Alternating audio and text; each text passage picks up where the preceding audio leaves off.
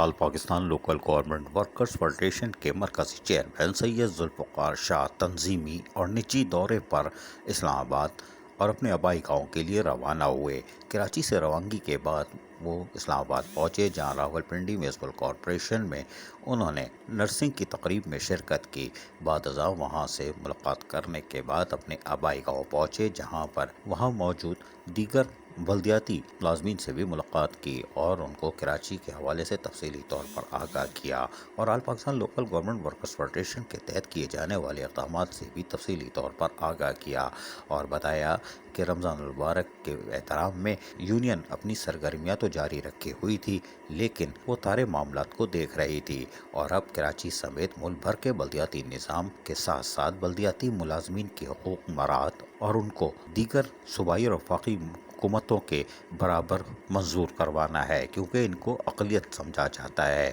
اور sanitation day کے حوالے سے 1 اپریل کے لیے ایک بھرپور مہم بھی چلائی جائے گی۔ عزیز عارف، KBS بلدیاتی نیوز کراچی۔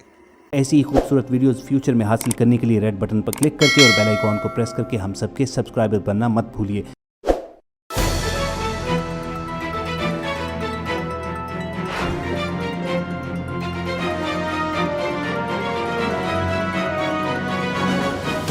KBS بلدیاتی نیوز